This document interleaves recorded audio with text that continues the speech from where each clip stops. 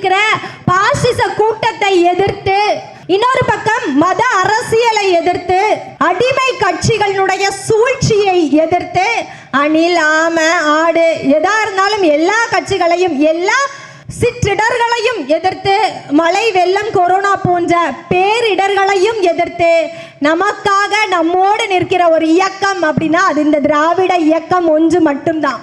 ஒரு கல் ஒரு கண்ணாடி உடையாமல் மோதியதால் பிறந்தவரே, எளிய சொல் ஏந்திய செங்கல்லால் நாடாளுமன்றத்தை வென்றவரே, கலைஞர் சிறையில் இருந்த போது புதிதாய் பிறந்த பேரன்னீர், உங்களுடைய தலையை சீவுவோம் என்ற போதும் சனாதானத்தை எதிர்த்து நின்ற வீரர் நீர். கணக்கு வாத்தியாரு சயின்ஸ் டீச்சர்னு எங்களிடம் இருந்து பிடி பீரியடை திருடிய பொழுது அதை எங்களுக்கு மீட்டு தந்த வாத்தியார் நீர். மழை பொழிந்த காலங்களில் தமிழ்நாட்டு தெருக்களில் முதலில் முளைத்த தற்காப்பு தாவரம் நீ. இலைகளால் இருண்டு கிடக்கிற இந்த தமிழ் நிலத்தை தலைநிமுற வைத்த நம் தளபதிக்கு துணையாய் வந்த வரம் நீர் அண்ணா.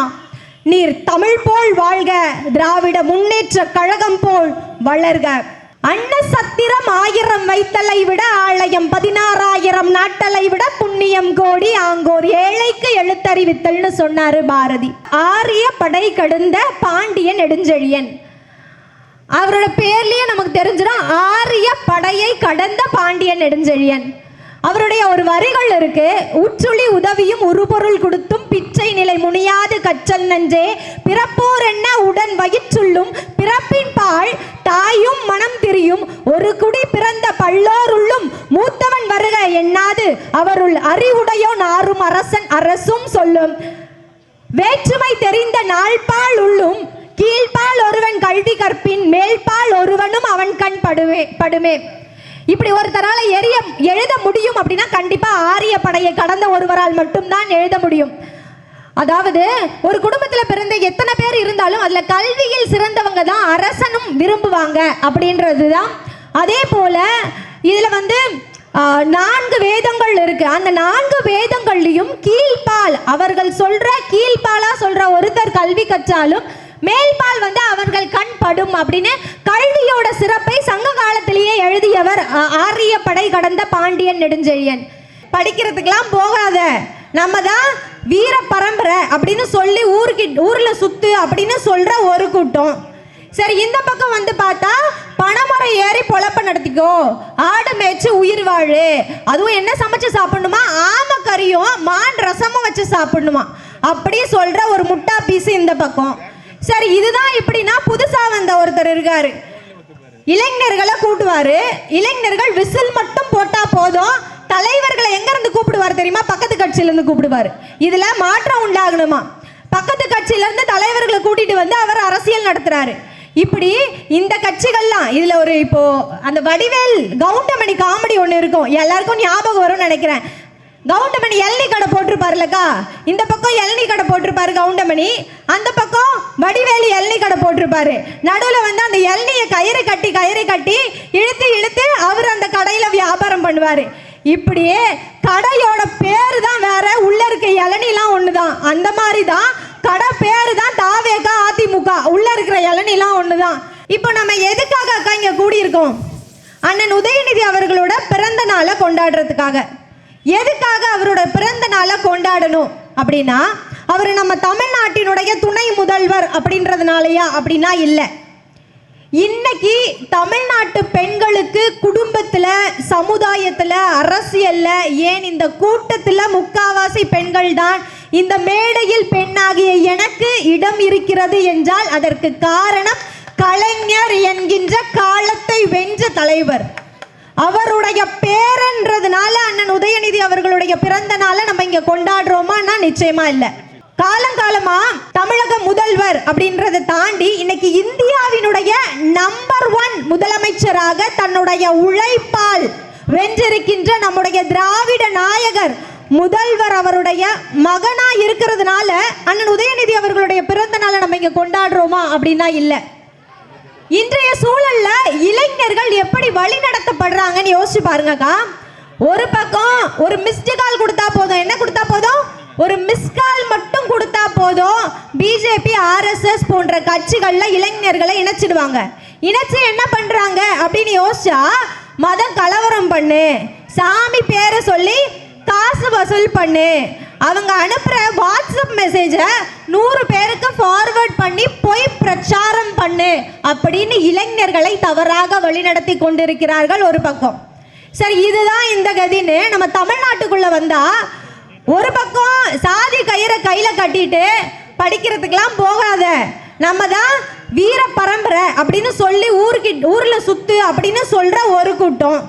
சரி, இந்த பக்கம் வந்து பார்த்தா பணமுறை ஏறி பொழப்ப நடத்திக்கோ, ஆடு மேய்ச்சி உயிர் வாழு, அதுவும் என்ன சமைச்சு சாப்பிடணுமா, ஆமக்கறியும் மான் ரசமும் வச்சு சாப்பிடணுமா அப்படி சொல்ற ஒரு முட்டா பீஸ் இந்த பக்கம். சரி, இதுதான் இப்படின்னா புதுசா வந்த ஒருத்தர் இருக்காரு, இளைஞர்களை கூட்டுவாரு. இளைஞர்கள் விசில் மட்டும் போட்டா போதும், தலைவர்களை எங்க இருந்து கூப்பிடுவார் தெரியுமா? பக்கத்து கட்சியில இருந்து கூப்பிடுவார். இதுல மாற்றம் உண்டாகணுமா, பக்கத்து கட்சியில இருந்து தலைவர்களை கூட்டிட்டு வந்து அவர் அரசியல் நடத்துறாரு. இப்படி இந்த கட்சிகள்லாம் இதுல ஒரு இப்போ அந்த வடிவேல் கவுண்டமணி காமெடி ஒண்ணு இருக்கும், எல்லாருக்கும் ஞாபகம் வரும்னு நினைக்கிறேன். கவுண்டமணி எல்னி கடை போட்டிருப்பாருலக்கா, இந்த பக்கம் எல்னி கடை போட்டிருப்பாரு கவுண்டமணி, அந்த பக்கம் வடிவேலி எல்னி கடை போட்டிருப்பாரு. நடுவில் வந்து அந்த எல்னியை கயிறு கட்டி இழுத்து இழுத்து அவர் அந்த கடையில வியாபாரம் பண்ணுவாரு. இப்படியே கடையோட பேரு தான் வேற, உள்ள இருக்க இளநிலாம் ஒண்ணுதான். அந்த மாதிரி தான் கடை பேரு தான் தாவேகா அதிமுக, உள்ள இருக்கிற இளநிலாம் ஒண்ணுதான். இந்த மாதிரி இப்படி இளைஞர்களை தவறாக வழிநடத்தி கொண்டிருக்கின்ற இன்றைய சூழல்ல நம்முடைய துணை முதல்வர் அவர்கள் அறிவார்ந்த இளைஞர்களினுடைய அசலான தலைவராக விளங்குகிறார். இன்னைக்கு மழை புயல் வெள்ளம்னு எது வந்தாலும் கொரோனா காலத்துல களத்துல இறங்கி நம்மளோட நின்னவங்க யாரு அப்படின்னா இளைஞர் அணியை சார்ந்த நம்முடைய திமுக இளைஞர் அணியை சார்ந்த இளைஞர்கள். தமிழ்நாட்டை பொறுத்த வரைக்கும் திமுகவினுடைய இளைஞர்கள் வந்து துணை ராணுவ படையாக இங்க செயல்பட்டு இருக்காங்க. ஒரு அறிவார்ந்த இளைஞர்களை வழி நடத்தி வளர்த்தெடுத்து கொண்டிருக்கிறாரே, அந்த மாபெரும் பொறுப்புக்காகத்தான் அண்ணன் உதயநிதி அவர்களுடைய பிறந்த நாளை நம்ம இங்க கொண்டாடிட்டு இருக்கோம். இது வந்து இந்த மேடை வந்து கொஞ்சம் வித்தியாசமான மேடை. ஏன்னா பாரதியாரினுடைய பிறந்த நாள் இன்னைக்கு. இன்றைய நாள்ல இலக்கிய அணியின் மூலமாக இந்த மேடை ஏற்பாடு செய்யப்பட்டு இருக்கிற, அதனால ஒரு சிறிய கவிதையோட என்னுடைய உரையை தொடங்கணும் அப்படின்னு நான் ஆசைப்படுறேன். ஒரு கல் ஒரு கண்ணாடி உடையாமல் மோதியதால் பிறந்தவரே, எளிய சொல் ஏந்திய செங்கல்லால் நாடாளுமன்றத்தை வென்றவரே, கலைஞர் சிறையில் இருந்த போது புதிதாய் பிறந்த பேரன்னீர், உங்களுடைய தலையை சீவுவோம் என்ற போதும் சனாதானத்தை எதிர்த்து நின்ற வீரர் நீர். கணக்கு வாத்தியாரு சயின்ஸ் டீச்சர்னு எங்களிடம் இருந்தே பிடி பீரியடை திருடிய பொழுது அதை எங்களுக்கு மீட்டு தந்த வாத்தியார் நீர். மழை பொழிந்த காலங்களில் தமிழ்நாட்டு தெருக்களில் முதலில் முளைத்த தற்காப்பு தாவரம் நீ. இலைகளால் இருண்டு கிடக்கிற இந்த தமிழ் நிலத்தை தலைநிமுற வைத்த நம் தளபதிக்கு துணையாய் வந்த வரம் நீர் அண்ணா. நீர் தமிழ் போல் வாழ்க, திராவிட முன்னேற்ற கழகம் போல் வளர்க. திராவிட முன்னேற்ற கழகம் அப்படின்னாலே நமக்கு ஒரு சட்டத்துக்கான ஆட்சி, ஒரு அறிவியல் சார்ந்த ஆட்சி, அதனோட சேர்ந்து இலக்கியத்திற்கான ஆட்சி அப்படின்றது நமக்கு நினைவுக்கு வரும். ஏன்னா திராவிட முன்னேற்ற கழகத்துல நிறைய அணிகள் இருக்கு. நம்ம டக்குன்னு நம்ம சொல்றது இளைஞர் அணி, மாணவர் அணி, வழக்கறிஞர் அணி, பொறியாளர் அணி, அந்த மாதிரி நிறைய அணிகள் இருக்கு. இதே மாதிரி அணிகள் வந்து மற்ற கட்சிகள்லயும் இருக்கு. ஆனா இலக்கிய அணி அப்படின்ற ஒரு அணியை நடத்துவதற்கு, அதை அமைப்பதற்கு தமிழ்நாட்டில் இல்ல, இந்தியாவில் இல்ல, இந்த உலகத்திலேயே திராவிட முன்னேற்ற கழகத்திற்கு மட்டும்தான் அந்த வரலாற்று இருக்கு. ஒரு வரலாற்று பின்புலம் இருக்கு, தத்துவம் இருக்கு, தலை சிறந்த தலைவர்கள் இருக்கிறாங்க. அப்போ இந்த வரலாற்றை நம்ம எடுத்து சொல்வதற்காக இந்த இலக்கிய அணியை வந்து நம்ம அமைக்கப்பட்டு அதை வழிநடத்தி கொண்டிருக்கிறோம். இப்போ இந்த இலக்கியங்கள் இன்றைக்கு நேற்றைக்கு அல்ல, சங்க காலத்துல இருந்தே இருக்கு. நான் சில உதாரணங்களோட சொல்லணும்னு ஆசைப்படுறேன். வாடிய பயிரை கண்ட போதெல்லாம் வாடினேன் அப்படின்னு சொன்னவர் வள்ளலார். இன்றைக்கு காலையில பசியோடு வாடிய குழந்தைக்கு தீர்வு தேடி காலை உணவு திட்டத்தை தந்த முதல்வர் தாயுமான நம் தளபதி அவர்கள். யாதும் ஊரே யாவரும் கேளீர் அப்படின்னு சொன்னவர் கணியன் பூங்குன்றனார். இன்னைக்கு நம்மளை பொறுத்தவரையும் இது தமிழ்நாட்டு மக்களினுடைய வாழ்வியல். யாரு வந்தாலும் எல்லோரையும் அணைக்கிற ஒரு மாநிலம்னா தமிழ்நாடு. அதே மாதிரி எல்லா மக்களுமே நம் மக்களா சிந்திக்கிற ஒரு மாநிலம் தமிழ்நாடு. அதுக்கு ஒரு சின்ன உதாரணம் மட்டும் சொல்லணும். சமீபத்துல பீகார்ல இருந்து இங்க வேலை செஞ்ச ஒரு தொழிலாளர் அக்கா ட்ரெயின்ல பயணம் பண்ணும்போது அவருக்கு விபத்து உண்டாயிடுச்சு. விபத்துல என்ன ஆயிடுச்சு அப்படின்னா, இந்த இடது பக்க கை இருக்கு இல்லையா, அந்த கை தோள்பட்டையில இருந்தே அவருக்கு துண்டாகி விழுந்துருச்சு. வலது கை தோள்பட்டைக்கு கீழே இருந்து ஃபுல்லாவே நஞ்சிருச்சு. ஸோ இந்த மாதிரியான ஒரு ஆபத்தான நிலையில அவரு நம்மளோட GH ஹாஸ்பிட்டல் இருக்குல்ல, அங்க அனுமதிக்கப்படுறாரு. அனுமதிக்கப்பட்டு தொடர்ந்து 14 மணி நேரம் அவருக்கு சிகிச்சை வழங்கப்படுகிறது. அந்த சிகிச்சை வழங்கப்படும் போது இதுவரைக்கும் உலகத்திலேயே 10 இடத்துல தான் அந்த சிகிச்சை பண்ணியிருக்காங்க. மாற்று கை மாறு அறுவை சிகிச்சை. அது இந்த தமிழ்நாட்டில் முதல் முறையா, இந்தியாவிலேயே முதல் முறையா ஒரு அரசு மருத்துவமனையில நம்மளோட GHல தான் பண்ணியிருக்காங்க. என்ன பண்ணியிருக்காங்கன்னா, அவருடைய இடது கையை வலது கையில பொருத்தி இருக்காங்க. அப்போ அவருடைய மூளை அவருடைய இடது கையை வலது கையா நினைச்சு செயல்படணும். குறைந்தபட்சம் அவருக்கு ஒரு கையாவது இருக்கணுமே அப்படின்ற எண்ணத்துல நம்ம அரசு செயல்பட்டிருக்கு. இப்படி யாதும் ஊரே யாவரும் கேளீர், எல்லா மக்களும் என்னுடைய மக்கள் அப்படின்னு செயல்படுற எல்லோருக்கும் எல்லாமுமான ஒரே இயக்கம் அப்படின்னா அது நம்முடைய திராவிட இயக்கம் ஒன்று மட்டும்தான்.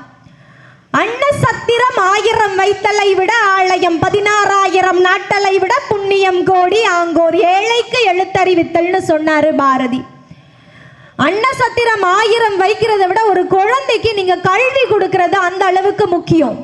ஏன்னா இந்த இயக்கம் தொடங்குனதே அனைவருக்கும் கல்வி போய் சேரணும். எதுக்காக எல்லாருக்கும் கல்வி போய் சேரணும்? இப்போ உதாரணத்துக்கு இந்த இடத்துல ஒரு குழந்தை நிக்கிதாக்கா, அக்கா நீங்க தான் இங்க ஒரு குழந்தை நிக்குது. அந்த குழந்தை என்னால படிக்க முடியல அப்படின்னு சொல்லுது. இங்க இருக்கிற எல்லாருமே என்ன பண்ணுவோம்? படிப்பு தான் தம்பி உனக்கு முக்கியம், நான் இருக்கேன் உனக்கு உதவி பண்ணுன்னு சொல்ல மாட்டோமா? அந்த அளவிற்கு கல்வியில் சிறந்த நம்ம அனைவரையுமே கல்வியில் பண்படுத்திய ஒரு சமூகமாக இந்த தமிழ் சமூகத்தை உருவாக்கி இருக்கிறது தான் இந்த திராவிட இயக்கத்தினுடைய மிகப்பெரிய சாதனையா நாங்க பார்க்கிறோம். இப்போ ஒருத்தரோட பாடல், அவரோட பேர் ஆரிய படை கடந்த பாண்டிய நெடுஞ்செழியன். அவரோட பேர்லயே நமக்கு தெரிஞ்சிடும், ஆரிய படையை கடந்த பாண்டிய நெடுஞ்செழியன். அவருடைய ஒரு வரிகள் இருக்கு. உச்சுளி உதவியும் உருபொருள் கொடுத்தும் பிச்சை நிலை முனியாது கச்சல் நஞ்சே பிறப்போர் என்ன உடன் வயிற்றுள்ளும் பிறப்பின் பால் தாயும் மனம் திரியும் ஒரு குடி பிறந்த பல்லோருள்ளும் மூத்தவன் வருக எண்ணாது அவருள் அறிவுடையோ நாரும் அரசன் அரசும் சொல்லும் வேற்றுமை தெரிந்த நாள்பால் உள்ளும் கீழ்பால் ஒருவன் கல்வி கற்பின் மேல்பால் ஒருவனும் அவன் கண் படுமே. இப்படி ஒருத்தரால எழுத முடியும் அப்படின்னா கண்டிப்பா ஆரிய படையை கடந்த ஒருவரால் மட்டும்தான் எழுத முடியும். அதாவது ஒரு குடும்பத்துல பிறந்த எத்தனை பேர் இருந்தாலும் அதுல கல்வியில் சிறந்தவங்க தான் அரசனும் விரும்புவாங்க அப்படின்றதுதான். அதே போல இதுல 4 வேதங்கள் இருக்கு. அந்த 4 வேதங்கள்லயும் கீழ்பால், அவர்கள் சொல்ற கீழ்பாலா சொல்ற ஒருத்தர் கல்வி கற்றாலும் மேல்பால் அவர்கள் கண் படும் அப்படின்னு கல்வியோட சிறப்பை சங்க காலத்திலேயே எழுதியவர் ஆரிய படை கடந்த பாண்டியன் நெடுஞ்செழியன்.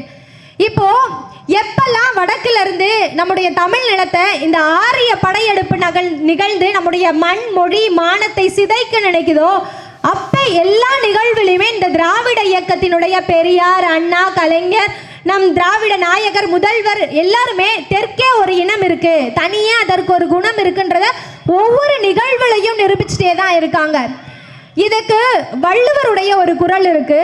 கூற்றுடன்று மேல்வரினும் கூடி எதிர் நிற்கும் ஆற்றல் அதுவே படை. யமனே எதிர்க்க நின்னாலும் ஒன்று சேர்ந்து அவரை எதிர்க்கிறோம் அப்படின்னு நினைக்கிறது தான் ஆக சிறந்த படை அப்படின்னு. இன்றைக்கு யமனாக இருக்கிற பாசிச கூட்டத்தை எதிர்த்து, இன்னொரு பக்கம் மத அரசியலை எதிர்த்து, அடிமை கட்சிகளுடைய சூழ்ச்சியை எதிர்த்து, அணில், ஆமை, ஆடு எதா இருந்தாலும் எல்லா கட்சிகளையும், எல்லா சிற்றிடர்களையும் எதிர்த்து, மழை வெள்ளம் கொரோனா போன்ற பேரிடர்களையும் எதிர்த்து நமக்காக நம்மோடு நிற்கிற ஒரு இயக்கம் அப்படின்னா அது இந்த திராவிட இயக்கம் ஒன்று மட்டும்தான். இறுதியா ஔவையாருடைய ஒரு வரிகள்ல முடிக்கணும் அப்படின்னு நான் ஆசைப்படுறேன். ஔவையார் அவர்கள் ஒரு மன்னனை வாழ்த்தும் போது வரப்புயர அப்படின்னு ஒரே ஒரு வார்த்தையை சொல்லி வாழ்த்திருக்காங்க. வரப்புயரனா என்னம்மா? விவசாயத்துல வரப்பு உயர்ந்தா என்ன உயரும்? நீர்மட்டம் உயரும். நீர்மட்டம் உயர்ந்தா விளைச்சல் உயரும். விளைச்சல் உயர்ந்தா விவசாயிகளினுடைய வாழ்க்கை முறை உயரும். வாழ்க்கை தரம் உயர்ந்தால் அரசனும் உயர்வான், அந்த ஊர் மக்களின் எல்லோருடைய நிலையும் உயரும். இந்த ஒரு வார்த்தையில் இவ்வளவு பெரிய அர்த்தம் இருக்கிறது. இன்று நாங்கள் எல்லோரும் சேர்ந்து இந்த திராவிட முன்னேற்ற கழகம் அதனுடைய சமூக தொண்டில் உயர்க என்று வாழ்த்துகிறோம். நம்முடைய திராவிட முன்னேற்ற கழகம் உயர்ந்தால் நம் அனைவரினுடைய வாழ்க்கையும் உயரும். நம்ம எல்லாருடைய குறைந்தபட்ச எதிர்பார்ப்பு என்னக்கா? ஒரு பெரிய வீடு, பங்களா, கார் எல்லாம் வாங்கணும் அப்படின்றதா? இல்ல, நம்ம குழந்தைங்கள ஒரு அறிவார்ந்த சமுதாயத்துல வாழ வைக்கணும் அப்படின்றது தான். இன்னைக்கு மத கலவரம் இல்லாம ஒரு பகுத்தறிவு கொண்ட ஒரு மத நல்லிணக்கம் கூடிய அறிவார்ந்த ஒரு சமூகத்திலே நம்முடைய அடுத்த தலைமுறையை நீங்கள் எல்லாம் வளர்த்தெடுக்க வேண்டும் அப்படின்னு நினைச்சீங்க அப்படின்னா நீங்கள் கைப்பிடித்து தூக்க வேண்டிய இயக்கம் இந்த திராவிட இயக்கம். 2026 திராவிட இயக்கம் வெல்லும். தமிழ்நாடு போராடும், தமிழ்நாடு வெல்லும். வெல்வோம் 200, படைப்போம் வரலாறு. நன்றி, வணக்கம்.